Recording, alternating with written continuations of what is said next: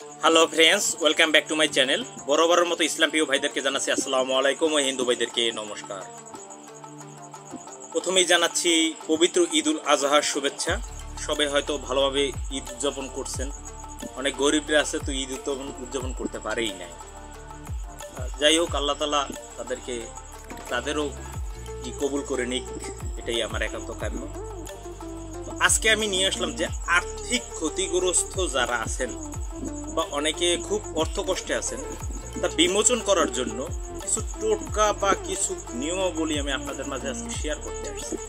অনেকেই আসছেন যে নুন আনতে পান্তা ফুরায় এরকমের অবস্থা আছে, কারো অর্থনৈতিক সংকট মিটছে না এরকমের। এখন আপনি বলতে পারেন আপনারা যে আপনি যেটা দিচ্ছেন আপনি কি ধনী হয়ে গেছেন? না, ধনী ঠিক হবেন না, কিন্তু আপনার কষ্টটা লাঘব কিছুটা হলেও হবে। তো যদি আপনি খেয়ে পরে দুমুঠো ডাল ভাত খেয়ে যদি বেঁচে থাকতে পারেন স্বাভাবিক জীবনযাপন, এর থেকে আর বড় কিছু দরকার নাই। দুমুঠো ডাল ভাত খেয়ে আল্লাহর ইবাদত করতে পারলেই সব থেকে সম্ভব। এর থেকে আর বেশি কিছু চাওয়া পাওয়া থাকে না। বিশাল বাড়ি গাড়ি অট্টালিকার এত স্বপ্ন দেখা ভালো না। তো যাই হোক, আজকের মূল টপিক যেটা, সেটার উপরেই আলোচনা করতে চলছি। তো চলুন ভিডিওটা শুরু করা যায়।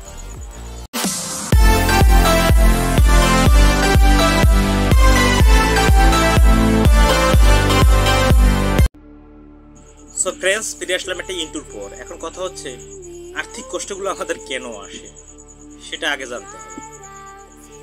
আমাদের কিছু নীতি বিচার বিবেচনার কারণেও কিন্তু আমাদের আর্থিক কষ্ট আসে। কিরকম?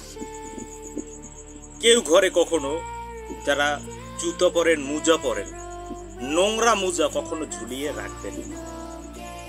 মোজা সবসময় পরিষ্কার করে ধুয়ে তারপরে রেখে দিবেন। কোন সময় নোংরা মোজা জুতার মধ্যে ঢুকাইয়া বা এমনি নোংরা মোজা রেখে দিবেন। সদর দরজা একদম দুয়ার ধারে আপনারা ঝাঁটা রাখেন, ঘর থেকে নামার সময় ঝাঁটা দেখে তারপরে নামেন, এটা কখনো রাখবেন।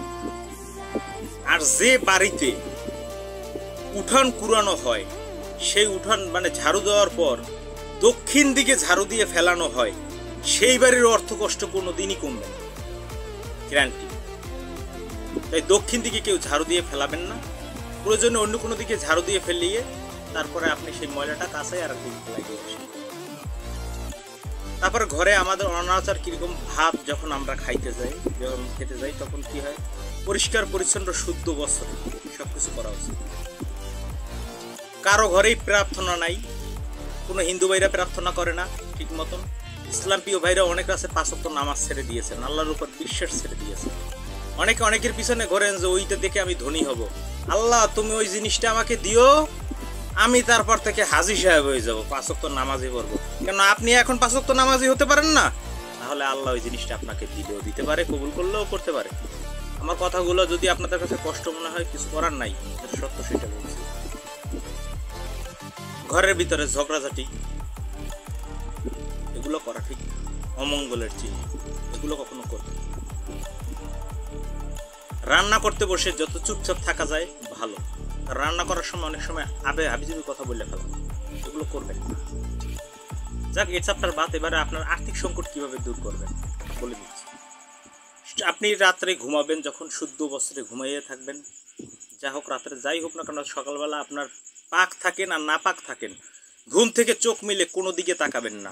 সর্বপ্রথম হাতের এই করের দিকে তাকাবেন, করগুলো সুন্দর করে ভালো মতন দেখবেন, দেখার পরে নাক মুখে পুষে দেবেন।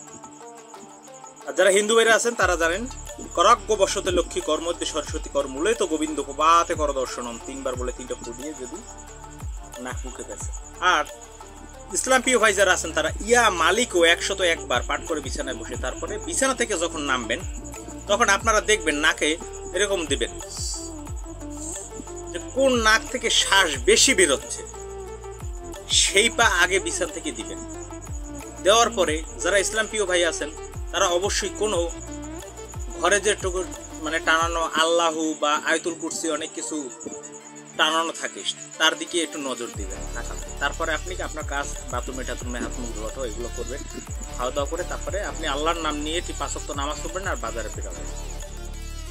এই একটা গেল। আর হিন্দু ভাইরা ঠিক সেম প্রসেসেই কাজ করবেন, আপনারা দেবদেবীর ছবি দর্শন করবেন এরকম। এরপরে আরেকটা কথা আছে, আপনি যে কোনো শনি অথবা মঙ্গলবার দিন আপনার বিছানার নিচে 1 টাকার একটা কয়েন রাখবেন, রেখে ঘুমাবেন। সকালবেলা ওই 1 টাকাটা নিয়ে সাথে 2-5 টাকা আরও মিলেই নেবেন। সামনে যে গরিব অসহায় দুঃখ ব্যক্তি বাঁচবে, ভিখারি যারা দেখবেন যে, আবার এমন মানুষে দিয়েন না যারা মানে কইরা খাইতে পারে কর্মঠ, তাদেরকে দিবেন না। যাদের দেখবেন যে যারা চলতে পারে না, আসলে সত্যিকারের ভিক্ষুক, তার হাতেই টাকাটি দান করে দিবেন। আর একটা কাজ করবেন, একটি তালা কিনবেন যে কোনো শনি অথবা মঙ্গলবার দিন। তালাটি কখনো চাবি দিয়ে খুলে দেখতে যাবেন না, যে অবস্থায় আছে প্যাকেট ওই অবস্থায় কিনবেন। কিনে এনে ওই তালাটি নিয়ে হিন্দু হলে মন্দিরে যাবেন, মুসলমান হলে মসজিদে যাবেন, আলাইয়া রাইখা আপনি চলে আসবেন। যেই ওই তালাটা কেউ পাবে, তবে চাবিটা দিয়ে কেউ খুলবে, আপনার ভাগ্যের চাকা খুলবে। আর একটা কথা বলতে পারি, ভাগ্যের চাকা মানে ঘোরানোর জন্য 1 টাকার একটা কয়েন নিয়ে শ্মশান বা কবরস্থানে যাবেন।